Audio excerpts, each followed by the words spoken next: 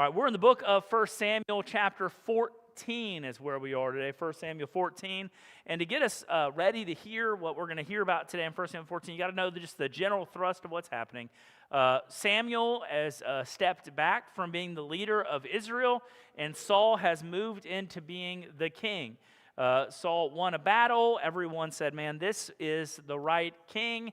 And then after Saul wins the battle, there's a second battle that happens immediately afterwards. And at that point, everyone begins to doubt Saul's leadership a little bit. The Philistines have come, and they're all around Saul and surrounding them. And Jonathan, Saul's son, sneaks out and begins the battle without his father, the king, knowing anything about it, because Jonathan is a man of noble character and Saul is a man of compromised character. We see in that little story that we had last week that Saul's character was really deficient in a lot of different ways, and it's beginning to become clearer to people as they watch Saul in leadership that he is not the best leader for all different times. Leadership is very, very important. Having good leaders, whether that's for a nation or for a city, for a school, right, in a company, if you have good leaders, right, things go well. And when you have bad leaders, things go poorly. Oftentimes, the entire organization, the entire nation follows the direction of those who have been put in charge of it.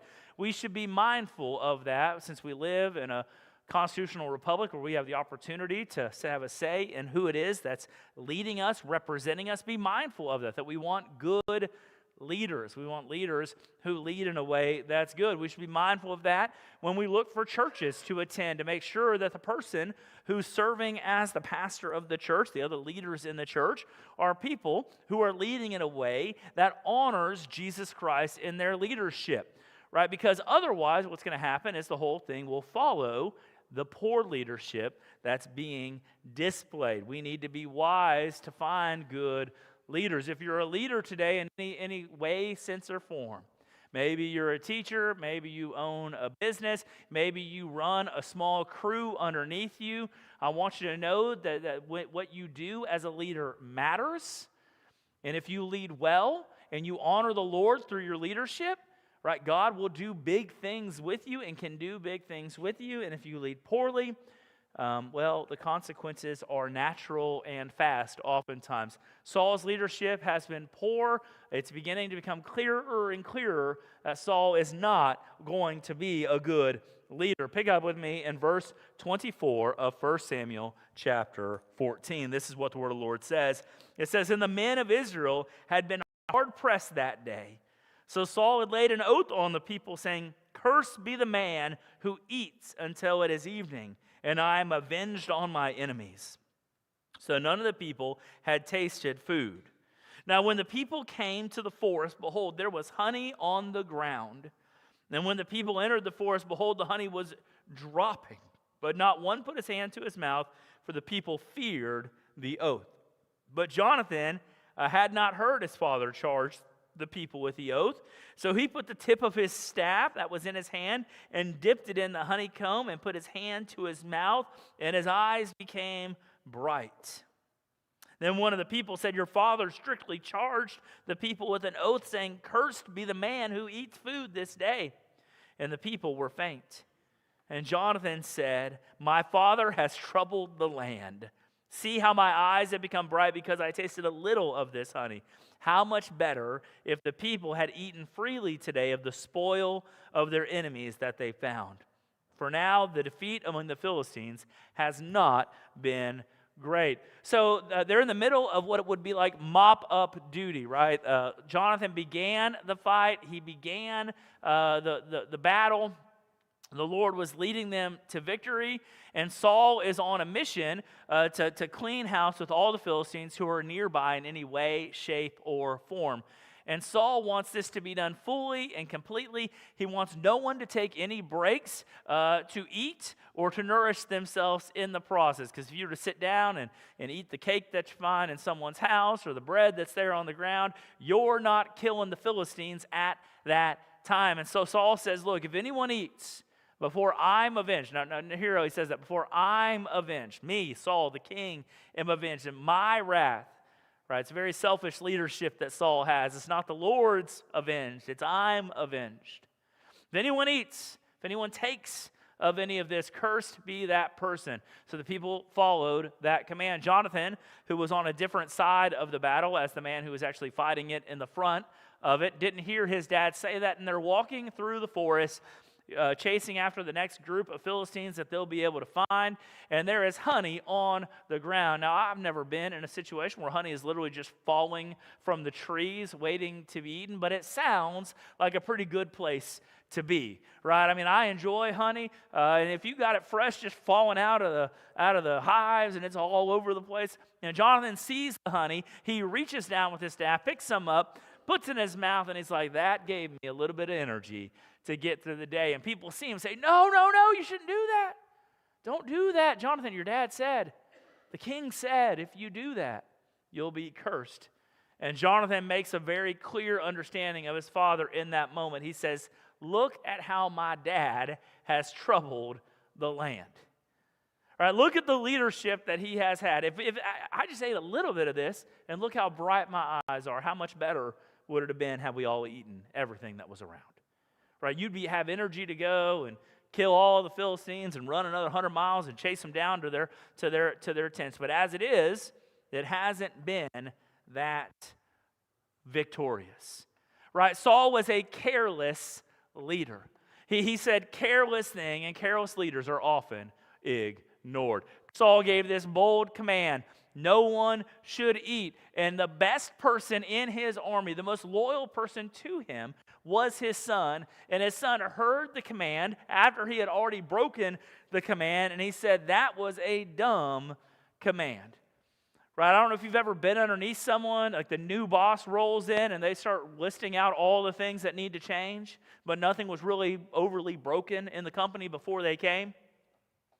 And like, we got to follow this paperwork and do this and do this. And all of a sudden, it takes about 2 minutes, and the person who's been there for 30 years, like when the boss leaves, they look around and say, "We're not doing that."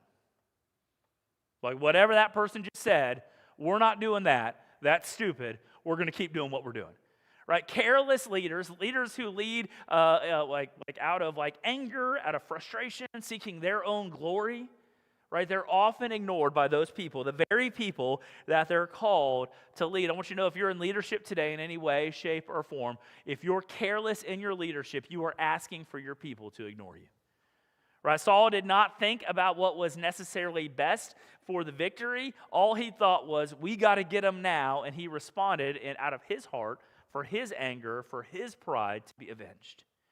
And that sort of careless leadership leads to your leadership being ignored. And a leader who's being ignored very quickly loses all sense of directional authority.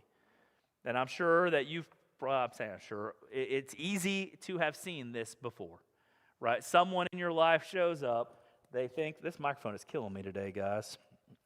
I'm like, yeah, this is why I don't wear t-shirts, I think.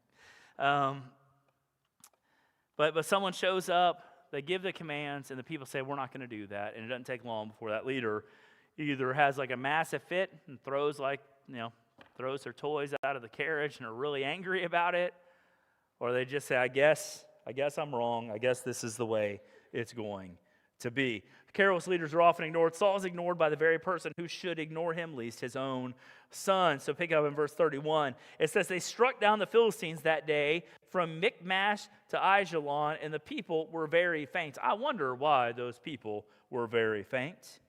The people pounced on the spoil. The fight is now over, and they took sheep and oxen and calves, and they slaughtered them on the ground, and the people ate them with the blood.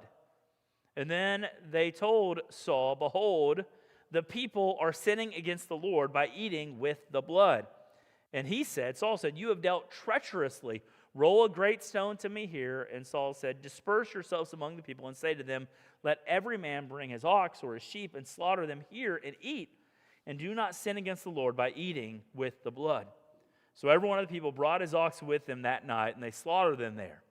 And Saul built an altar to the Lord, and it was the first altar that Saul built to the Lord. So what happens is these people are so exhausted, and the fight is done, and it's time to eat, and they're so famished that they kill the animal, and they're eating them without following the proper rules to drain the blood from the animal. God had given this command back in Genesis, talking about how we don't eat the blood. There's life in the blood, and so we drain the animal of its blood, and then you can cook it and eat it, right? We don't eat animals with the blood. This doesn't mean that it's wrong to eat your steak medium rare or something like that. We're talking about actually like blood vessels intact, blood in their mouth. Right? This is I read Lord of the Flies when I was, I don't know, whatever the age appropriate is, for like sixth grade or something like that.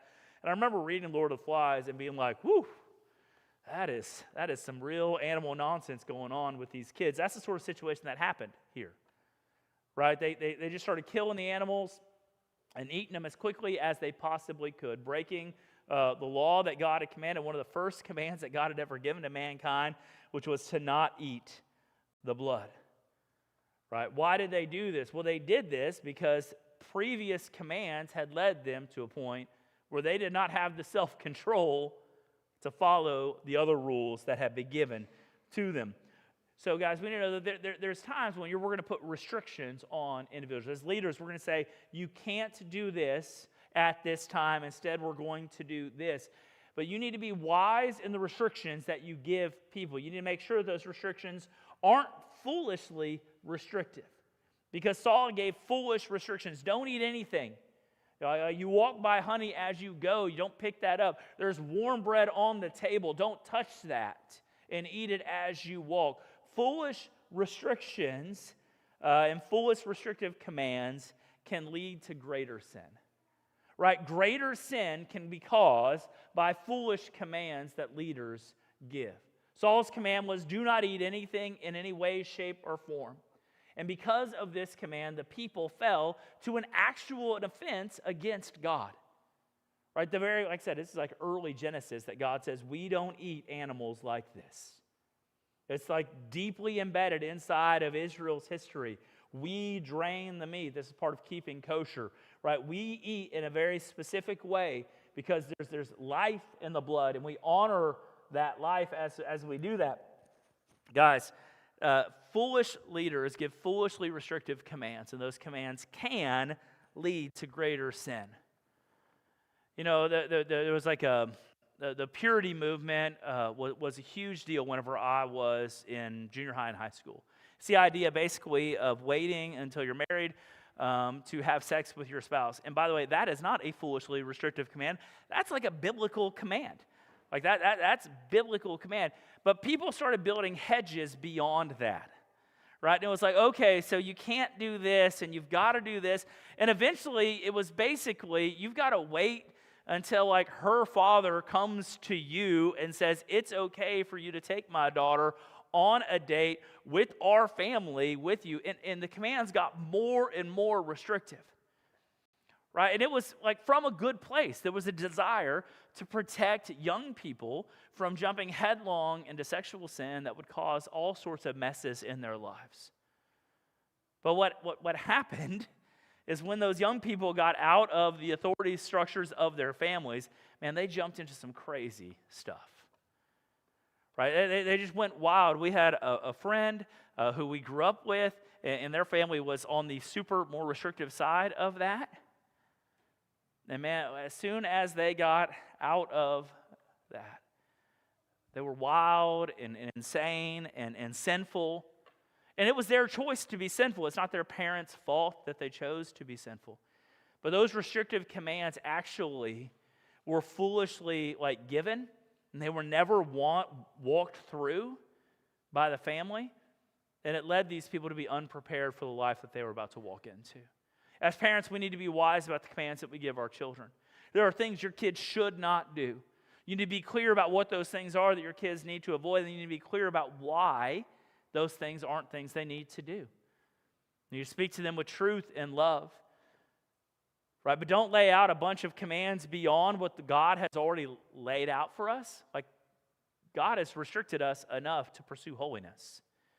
He doesn't need more help from you. So be wise about what it is you put around the guardrails that you put up, thinking, well, I'm just protecting them from this. Well, that may be helpful. But if you push that all the way back, and they're never anywhere near the real world, as soon as they enter into the real world is a messy, dirty place. They need to have some equipping for that. They need to understand what that looks like. I'm a homeschool parent at heart. I've homeschooled my kids for a long, long time. Part of that is put guardrails around my kids, right, to help them, prepare them for the world that's out there. Because some of these kids out here, y'all bad kids out there. I'll tell you that right now, some of y'all. Public school kids, man. No, I mean, it's just rough. It's rough out there. And the world is rough. And so we put some guardrails around my kids. Now, why would we do that? Well, part of that is because I think that I'm equipping them to walk out into this world.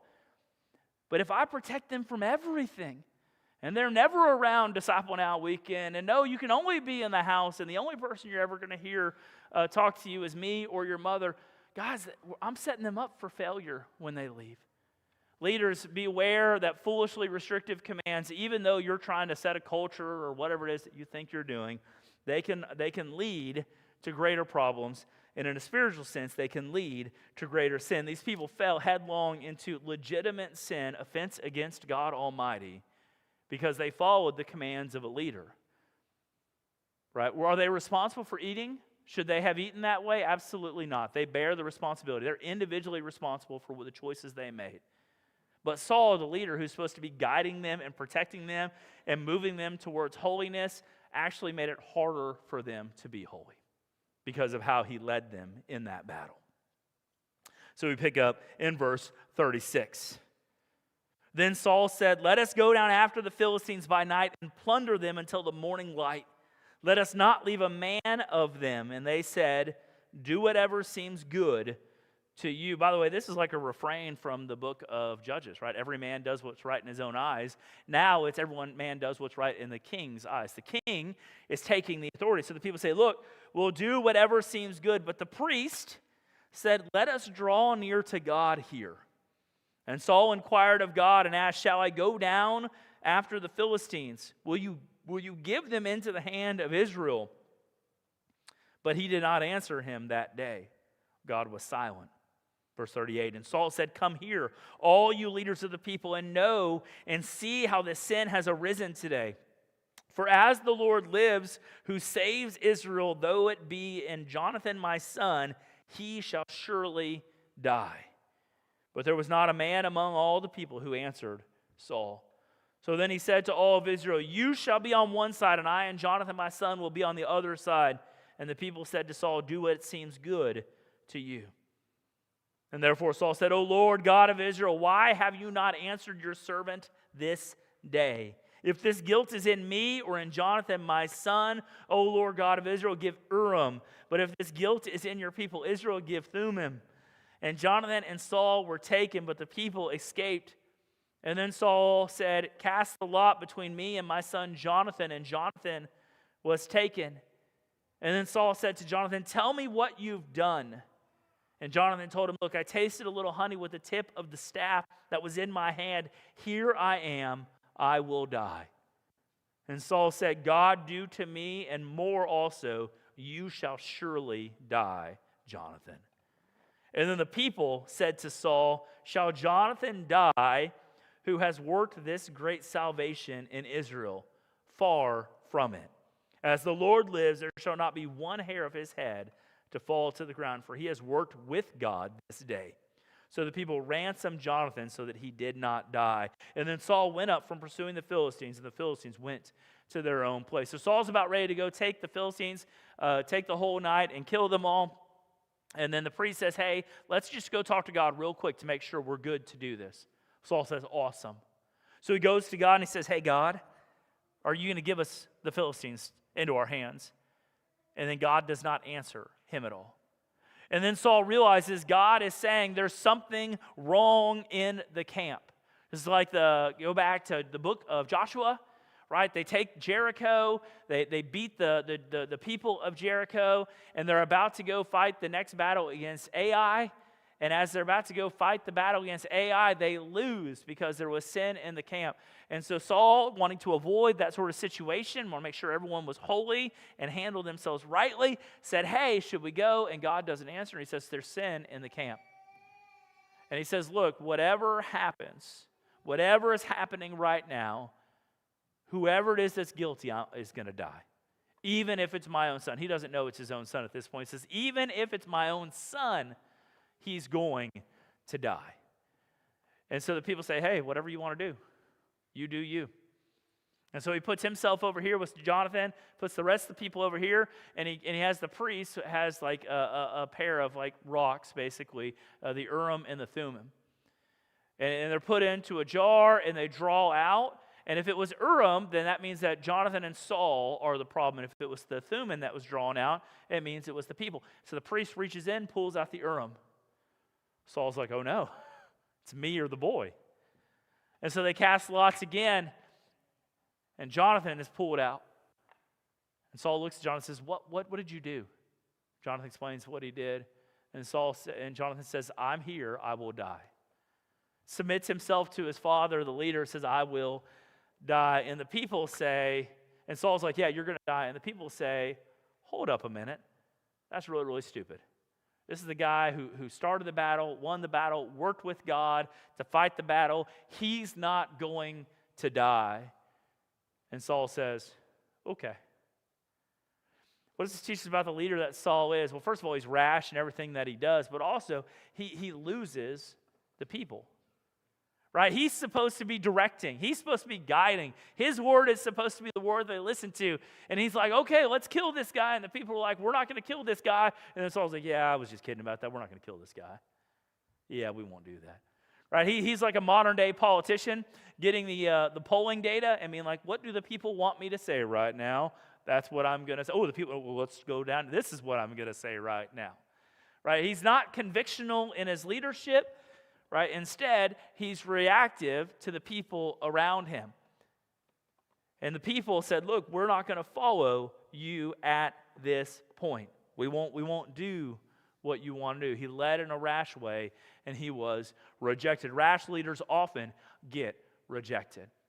Maybe you've served underneath a rash leader, right? And they just, everything is just coming out of them. They're just aggressive in everything they do. They make decisions on a whim, and they change it back the next day, right? Like the wind's blowing from the north, and so we're going to do this. Oh, it's coming out of the south today, and they're just a totally different person on that day.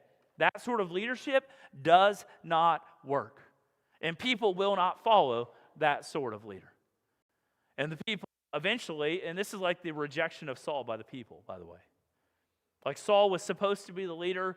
God had rejected him because he offered the sacrifice that he wasn't supposed to. When Samuel said, you could have been this, now I've rejected you.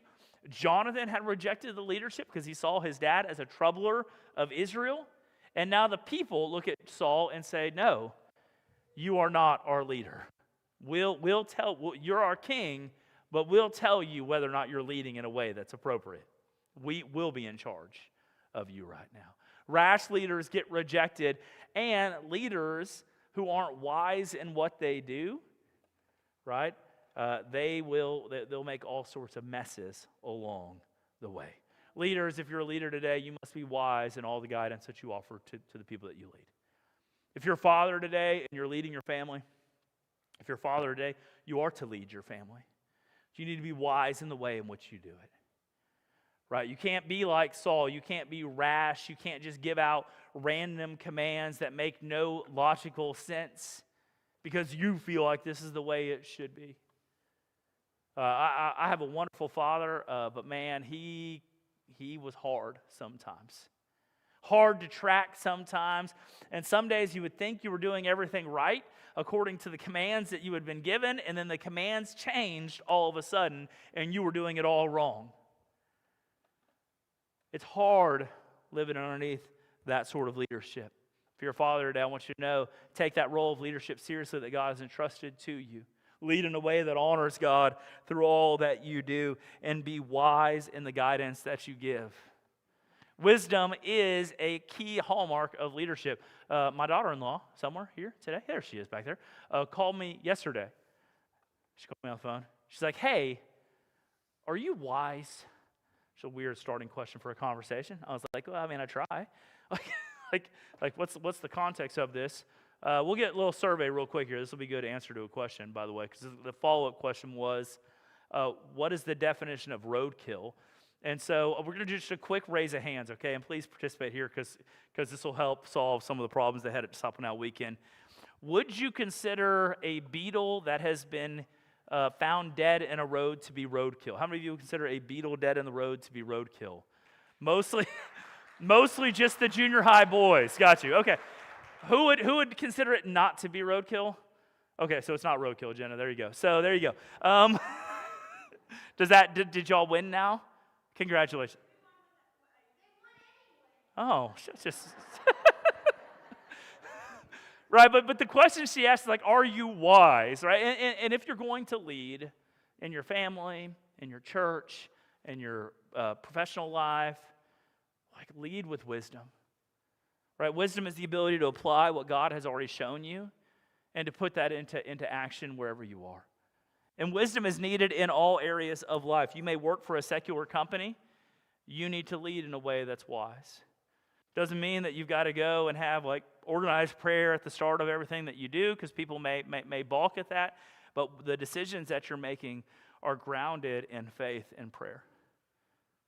Right? Wise leaders, right, are a blessing to their organizations. We must be wise in all the guidance that we give. Saul was an impulsive, rash leader. That's why the ESV titles this Saul's Rash Vow. He just got in his feelings, said, we're not going to do this. And then he's like, I'm going to kill my son. And at some point, like the people who are supposed to be following say, we're not following you anymore.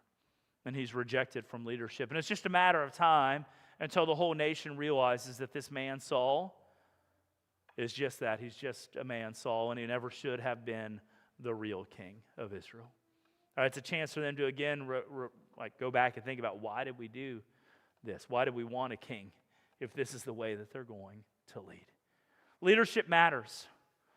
The people you choose to allow to lead you matter, and if you're in a position of leadership, what you do matters. Lead in a way that honors the Lord. Lead with wisdom, and follow leaders who demonstrate wisdom in what they do.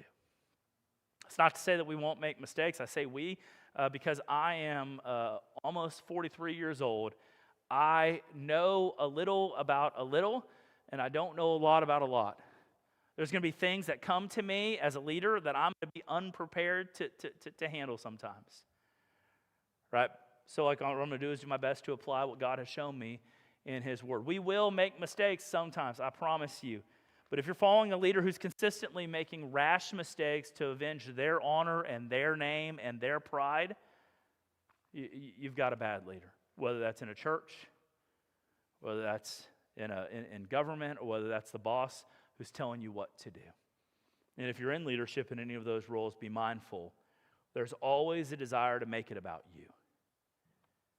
Like that you're the one who turned the company around. You're the one who turned that team around. You're the one who led to the best year-over-year profits. You're the one who had the best test scores. Whatever it is, the metrics that it is that say that you're successful. And there's something in us that says, look at what I did. But leading for selfish reasons is never right.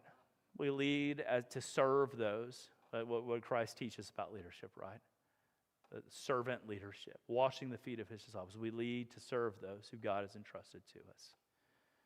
I hope that I demonstrate that in some ways to y'all. I hope that you know that I'm here for you. But it's not just about this role here. It's about every role in your life. And if you're in leadership, lead in a way that honors Jesus Christ. Follow the direction of Christ, not the direction of Saul. Let me pray.